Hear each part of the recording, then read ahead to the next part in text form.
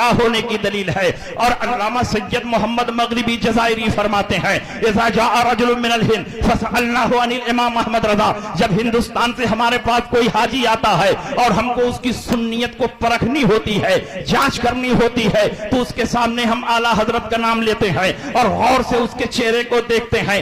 اگر اعلیٰ حضرت کا نام لینے سے چہرہ خوش ہو جاتا ہے، چہرے پر بشاشت ظاہر ہوتی ہے، فعلمنا انه من اہل السنت والجماعہ، ہم سمجھ جاتے ہیں کہ یہ اہل سنت والجماعہ سے ہے۔ اور اگر اعلیٰ حضرت کا نام لینے سے چہرہ بگڑ جاتا ہے، فعلمنا انه من اہل البدع والضلالہ، ہم سمجھ جاتے ہیں کہ یہ بدعتی اور گمراہ ہے۔ ھذا هو المعیار عندنا، یہی ہمارے نزدیک سنیت کو پہچاننے کا معیار ہے۔ جب ان کے نزدیک یہی معیار ہے تو ہمارے نزدیک بھی یہی معیار ہے۔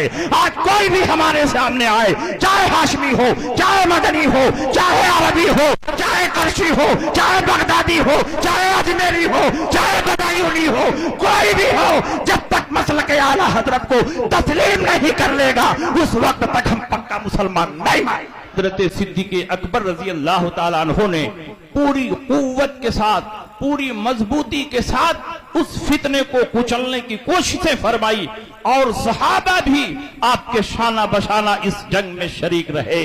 ہر دور میں ایسی جماعت پیدا ہوتی رہے گی جو خود حق پر قائم رہے گی، حق کو قائم کرے گی، مخالفت کرنے والے اس کی مخالفت کریں گے لیکن ان کی صحت پر کوئی اثر نہیں پڑے گا۔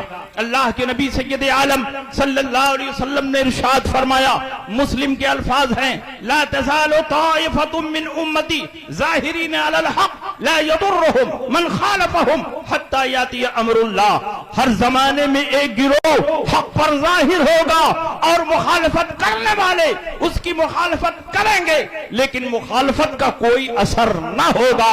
حضرت صدیق اکبر کے زمانے میں جس جماعت نے انکار زکات کے فتنے کو کچلنے کی کوشش کی، اسی جماعت کے سرخیل کارواں کا نام حضرت صدیق اکبر رضی اللہ تعالی عنہ ہے۔ زمانہ اور آگے بڑھا، حضرت علی کا زمانہ آیا۔ حضرت علی کے زمانے میں دو باطل فرقے پیدا ہوئے، ایک کو رافضی کہتے ہیں، دوسرے کو خارجی کہتے ہیں۔ رافضیوں نے حضرت صدیق اکبر اور حضرت عمر ابن خطاب کی فضیلت کا انکار کیا، اور خارجیوں نے نبی کے دونوں دامادوں سے نفرت کی، محبت کا انکار کیا۔ اس دور میں جماعت اہل سنت کی پہچان بنی تفضیل الشیخین حب الختنین، جو شیخین کی فضیلت کو مانے اور نبی کے دونوں دامادوں سے محبت کرے وہی سچا اور پکا مسلمان ہے۔ اس دور میں جبکہ رافضیت تیزی کے ساتھ بڑھ رہی تھی، خارجیت شباب پر تھی، حضرت علی مرتضی کرم اللہ تعالی وجہ الکریم کی ذوالفقار حیدری نے خارجیت کو پھول چٹا کر رکھ دیا، ان کے لاشیں خاک و خون میں بکھرے ہوئے نظر آئے۔ آپ اس پر غور کریں، جتنی باطل جماعتیں پیدا ہوتی ہیں اپنے باطل عقائد و نظریات کو پھیلانے کے لیے قرآن کی آیتیں پڑھتی ہیں، حدیثیں بیان کرتی ہیں، لیکن قرآن اور حدیث کو سن لینے سے تم یہ نہ سمجھ لینا کہ یہ اپنے عقائد میں سچے ہیں۔ خارجیوں نے اپنے باطل عقیدے کو دنیا کے سامنے پیش کرنے کے لیے قرآن کی آیتیں پیش کی، حدیث رسول پیش کی۔ انکار زکات کا فتنہ پیدا کرنے والوں نے اپنے باطل عقائد و نظریات کو ثابت کرنے کے لیے قرآن کی آیتیں پیش کی، لیکن صدیق اکبر نے، علی مرتضی نے ان کے استدلال کو غلط اور باطل ثابت کر دیا، اور دنیا کو یہ میسج دیا کہ جتنی باطل جماعتیں آئیں گی وہ قرآن اور حدیث کا نام لے کر آئیں گی، اس لیے تم ان سے دھوکہ نہ کھانا، بلکہ جو جماعت حقہ ہے اس کے عقائد و نظریات پر چلتے رہنا، کیونکہ ہر دور میں پروردگار عالم ایک جماعت کو حق پر قائم کرے گا، حق پر ظاہر فرمائے گا، مخالفت کرنے والے اس کی مخالفت کریں گے لیکن مخالفت کا کوئی اثر نہ ہوگا۔ یاد رکھیے، شخصیتوں سے محبت بھی دین کی پہچان بنتی ہے، شخصیتوں سے عداوت اور دشمنی بھی دلالت و گمراہی کا سبب بنتی ہے۔ نبی اکرم نے ارشاد فرمایا، آیت المومن حب الانصار و آیت المنافق بغض الانصار، انصار مدینہ سے محبت کرنا یہ مومن کی پہچان ہے، انصار مدینہ سے عداوت و دشمنی کرنا یہ گمراہ اور بددین اور منافق کی پہچان ہے. اور حضرت علی سے خطاب کرتے ہوئے رسول پاک نے ارشاد فرمایا اے علی لا یحبک الا مومن ولا یبغضک الا منافق. تم سے محبت نہیں کرے گا مگر مومن, تم سے نفرت نہیں کرے گا مگر منافق. اس کا مطلب یہ ہوا انصار مدینہ سے محبت یہ دین کی پہچان ہے, انصار مدینہ سے عداوت و دشمنی یہ منافقت کی نشانی ہے. حضرت علی سے محبت دین کی پہچان ہے, حضرت علی کی بغاوت یہ دین سے دشمنی ہے. ٹھیک اسی طرح جب زمانہ اور آگے بڑھا اور معتزلہ فرقہ پیدا ہوا, انہوں نے بے شمار باطل عقائد و نظریات دنیا کے سامنے پیش کیے. انہی عقائد و نظریات میں سے ایک نظریہ یہ بھی تھا کہ جیسے زمین مخلوق ہے, آسمان مخلوق ہے, چاند و سورج مخلوق ہے, وادیوں کو حصار مخلوق ہے, ٹھیک اسی طرح قرآن بھی مخلوق ہے.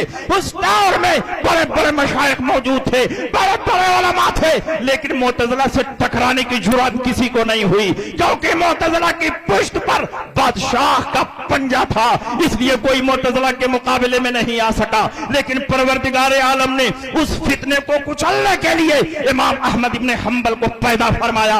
امام احمد ابن حنبل نے دربار شاہی میں کھڑے ہو کر فرمایا القرآن کلام اللہ غیر مخلوق, قرآن اللہ کا کلام ہے, مخلوق نہیں ہے. جو قرآن کو مخلوق مانتا ہے اس کا اسلام سے کوئی تعلق نہیں ہے. امام احمد ابن حنبل کے ہاتھوں میں ہتھکڑیاں, پیروں میں ڈبیڑیاں ڈال دی گئیں, سلاخوں کو پیچھے ڈال دیا گیا, بار بار آپ پر قوت اور طاقت کا استعمال کیا گیا, آپ کو مجبور کیا گیا کہ آپ اپنے فتوے سے پیچھے ہٹ جائیں. آپ صرف زبان سے کہتے مجھ کو اپنے فتوے پر افسوس ہے, لیکن امام احمد ابن حنبل جبل و استقامت اس مضبوط چٹان کا نام ہے کہ بادشاہ کی پوری طاقت لگ گئی. لیکن امام احمد بن حنبل نے فرمایا جب تک میرے جسم میں خون کا آخری قطرہ موجود ہے میں یہی فتویٰ دیتا رہوں گا کہ جو قرآن کو مخلوق مانتا ہے اس کا اسلام سے کوئی تعلق نہیں. جب امام احمد بن حنبل کا انتقال ہوا تو بغداد میں جس عظیم میدان میں نماز جنازہ پڑھی گئی, ملا علی قاری نے مرقات شرح مشکات میں لکھا ہے 25 لاکھ مسلمانوں نے نماز جنازہ میں شرکت کی. قال ابو زرع ان المتوکل اذا امر ان يمسح الموضع الذي قام الناس فيه للصلاة عليه فبلغ مقام 1500,000. جب متوکل کا زمانہ آیا تو اس پورے میدان کی پیمائش کرائی تو پتا چلا کہ اس میدان میں نماز جنازہ کے وقت 25 لاکھ مسلمانوں نے شرکت کی تھی.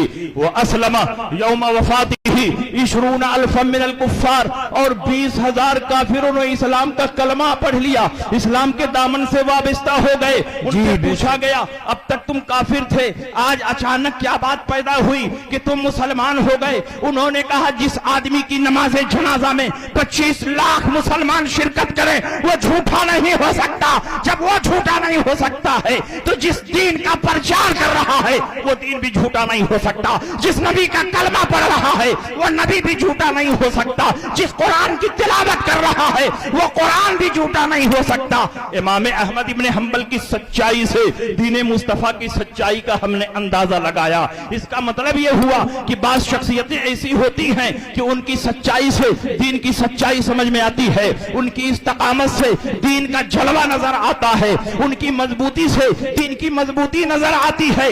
زمانہ اور آگے بڑھا, جب اکبر بادشاہ کا زمانہ آیا, مغلیہ سلطنت کا فل پاور اور سپر پاور بادشاہ تھا, لیکن یہ ان پڑھ اور جاہل تھا. اس کی جاہل کھوپڑی میں کسی نے یہ بات ڈال دی کہ ہر 1000 سال کے بعد ایک نئے دین کی ضرورت پڑتی ہے, ایک نئے مذہب کی ضرورت پڑتی ہے. اب اسلام کو 1000 سال بیت چکے ہیں, اس لیے ایک نئے دین کی ضرورت ہے. اس نے بہت سارے مذاہب کا مطالعہ کروایا اور بہت سی باتوں کو جمع کر کے معجون مرکب تیار کیا, اور اس باطل دین کو دین الہی کے نام سے پھیلانے کی کوشش کی. طاقت حکومت کے زور پر ہندوستانیوں کو مجبور کیا کہ دین الہی کو تسلیم کیا جائے. جو دین الہی کو نہیں قبول کرے گا اسے سلاخوں کے پیچھے ڈال دیا جائے گا. بڑے بڑے علماء تھے, بڑے بڑے مشائخ تھے, لیکن اکبر سے ٹکرانے کی کسی کو جرات نہیں ہوئی.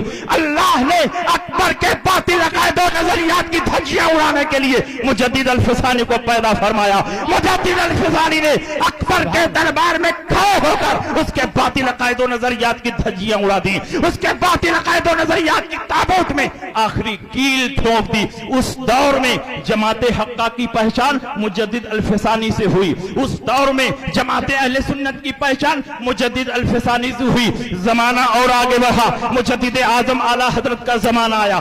آپ کے زمانے میں ایک دو نہیں بے شمار باطل فتنے تھے. رافضیت کا فتنہ, نیچریت کا فتنہ, قادیانیت کا فتنہ, شمانیت کا فتنہ, غیر مقلدیت کا فتنہ, مودودیت کا فتنہ, اسماعیلیت کا فتنہ, الیاسیت کا فتنہ, ندویت کا فتنہ. ان تمام باطل فرقوں کے مقابلے میں امام احمد رضا حد سکندری بن کر کھڑے ہو گئے اور تنے تنہا ان تمام باطل فرقوں کا مقابلہ کیا. اس دور میں جماعت اہل سنت, جماعت حقہ کی پہچان اعلیٰ حضرت امام احمد رضا سے قائم ہوئی. اس دور میں مسلک اعلیٰ حضرت کے ذریعے مسلک اہل سنت کی پہچان ہونے لگی. سبحان اللہ. ہر دور میں پہچان بدلتی رہی.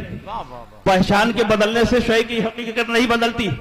کل بھی ہم ہی اوریجنل مسلمان تھے, آج بھی ہم ہی اوریجنل مسلمان ہیں, اور صبح قیامت تک جو صحابہ کے راستے پر چلے گا وہی اوریجنل مسلمان ہے.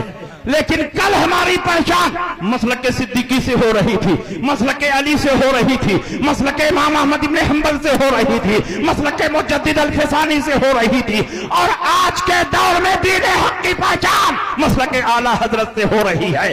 اس لیے مسلک اعلیٰ حضرت کوئی نیا مسلک نہیں, کوئی پانچواں مسلک نہیں. دین مصطفیٰ کی پہچان کا نام مسلک اعلیٰ حضرت ہے. اہل سنت کے نشان کا نام مسلک اعلیٰ حضرت. اس لیے میرے دوست, نعرہ تکبیر, نعرہ رسالت, مسلک اعلیٰ حضرت, عرس اعلیٰ حضرت, بستی بستی, قریہ قریہ. اس لیے میرے دوستو مسلک اعلیٰ حضرت پر مضبوطی سے قائم رہو, اور اس شبہے میں نہ پڑو کہ مسلک اعلیٰ حضرت کوئی نیا مسلک ہے, مسلک اعلیٰ حضرت کوئی نیا فرقہ ہے, مسلک اعلیٰ حضرت کوئی پانچواں مسلک ہے. یہ پرچار تو وہ لوگ کہہ رہے ہیں جن کے دلوں میں مسلک اعلیٰ حضرت کی محبت نہیں ہے. مسلک اعلیٰ حضرت کے واسطے سے اعلیٰ حضرت کا پرچم پوری دنیا میں لہرا رہا ہے. اس لیے جن کو اعلیٰ حضرت ہضم نہیں ہو رہے ہیں وہی مسلک اعلیٰ حضرت کی مخالفت کر رہے ہیں, ورنہ بڑے بڑے مشائخ نے مسلک اعلیٰ حضرت کی حقانیت کا اعلان کیا ہے. علامہ سید علوی مالکی فرماتے ہیں, نحن نعرفہ بتصنیفاتہ و تالیفاتہ, حبہ علامت السنیہ و بغضہ علامت البدع. ہم امام احمد رضا کو ان کی تصنیفات و تالیفات کے ذریعے پہچانتے ہیں. ان سے محبت کرنا سنی ہونے کی دلیل ہے, ان سے عداوت و دشمنی کرنا یہ بدعتی اور گمراہ ہونے کی دلیل ہے. اور علامہ سید محمد مغربی جزائری فرماتے ہیں, اذا جاء رجل من الہند فسألناہ عن الامام احمد رضا, جب ہندوستان سے ہمارے پاس کوئی حاجی آتا ہے اور ہم کو اس کی سنیت کو پرکھنی ہوتی ہے, جانچ کرنی ہوتی ہے, تو اس کے سامنے ہم اعلیٰ حضرت کا نام لیتے ہیں اور غور سے اس کے چہرے کو دیکھتے ہیں. اگر اعلیٰ حضرت کا نام لینے سے چہرہ خوش ہو جاتا ہے, چہرے پر بشاشت ظاہر ہوتی ہے, فعلمنا انہ من اہل السنت والجماعہ, ہم سمجھ جاتے ہیں کہ یہ اہل سنت والجماعہ سے ہے. اور اگر اعلیٰ حضرت کا نام لینے سے چہرہ بگڑ جاتا ہے, فعلمنا انہ من اہل البدع والضلالہ, ہم سمجھ جاتے ہیں کہ یہ بدعتی اور گمراہ ہے. ھذا ھو المعیار عندنا, یہی ہمارے نزدیک سنیت کو پہچاننے کا معیار ہے. جب ان کے نزدیک یہی معیار ہے تو ہمارے نزدیک بھی یہی معیار ہے. آج کوئی بھی ہمارے سامنے آئے, چاہے ہاشمی ہو, چاہے مدنی ہو, چاہے عربی ہو, چاہے کرشی ہو, چاہے بغدادی ہو, چاہے اجمیری ہو, چاہے بدایونی ہو, کوئی بھی ہو, جب تک مسلک اعلیٰ حضرت کو تسلیم نہیں کر لے گا اس وقت تک ہم پکا مسلمان نہیں مانیں گے. واہ واہ واہ, بہت اچھا بھائی. زندہ باد, زندہ باد. کیا بات ہے. اس لیے میرے بھائیوں مسلک اعلیٰ حضرت کی حقانیت پر بولوں تو بڑی لمبی تقریر ہو جائے گی. جی یہاں مجھ سے اچھے اچھے خطبہ موجود ہیں. مولانا مفتی شہزاد صاحب ماشاء پورے ہندوستان کو جھجوڑ رہے ہیں. جی ماشاء مفتی گلزار صاحب ہیں ایسی شارٹ اور سویٹ اناؤنسری کرتے ہیں کہ پورے ہندوستان میں لوگوں کو میں کہتا ہوں اناؤنسر اگر کوئی ہے تو وہ مفتی گلزار ہے. کیا بات ہے. اگر اناؤنسری کرانا تو ان کو بلاؤ, نہیں تو کسی طالب علم کو کھڑا کر دو. وقت برباد کرنے سے کوئی فائدہ نہیں. تو مسلک اعلیٰ حضرت پر قائم رہو. اور اعلیٰ حضرت کی ایک محسوس مثال بھی آپ کے سامنے پیش کر دیں. مسلک اعلیٰ حضرت سے اس دور میں کتنا فائدہ ہو رہا ہے اس کو بھی آپ سن لیں. آپ کے سامنے اگر کوئی اجنبی آدمی آ جائے, چہرے مہرے سے وہ مسلمان لگے, آپ کے دل میں دغدغہ رہے گا کہ پتہ نہیں شیعہ ہے کہ سنی ہے. اگر آپ اس سے پوچھیں کہ کس مسلک سے تعلق رکھتے ہو, وہ کہہ دے کہ میں سنی ہوں, تو آپ اتنا تو مطمئن ہوئے کہ وہ شیعہ نہیں ہے, لیکن پھر بھی دغدغہ باقی ہے. کیونکہ سنیت کا لیبل اور ٹائٹل لگا کر بہت ساری جماعتیں گھوم رہی ہیں. آپ کے دل میں یہ وسوسہ پیدا ہوگا کہ پتہ نہیں کون سنی ہے. وہ سنی ہے جو میلاد کا انکار کرتے ہیں, علم غیب کا انکار کرتے ہیں, توسل کا انکار کرتے ہیں, عقیدہ ختم نبوت کا انکار کرتے ہیں, شفاعت کا انکار کرتے ہیں, میلاد سلام قیام فاتحہ کا انکار کرتے ہیں, یا وہ سنی ہے جو ان چیزوں کو تسلیم کرتے ہیں. تو آپ اس کی تحقیق کے لیے پوچھیں گے کہ صاحب آپ کون سے سنی ہیں, آپ دیوبندی ہیں کہ بریلی ہیں, تو وہ کہہ دے کہ میں بریلوی سنی ہوں, میں مسلک اعلیٰ حضرت والا ہوں, میں اعلیٰ حضرت کو ماننے والا ہوں. تو آپ کے دل سے تمام شکوک و شبہات ختم ہو جائیں گے. کیونکہ جو مسلک اعلیٰ حضرت والا ہوگا وہ علم غیب کو بھی مانے گا, حاضر و ناظر کو بھی مانے گا, شفاعت کو بھی مانے گا, عقیدہ توسل کو بھی مانے گا, میلاد سلام قیام فاتحہ کو بھی مانے گا. مسلک اعلیٰ حضرت والا ان عقائد و معمولات کا منکر نہیں.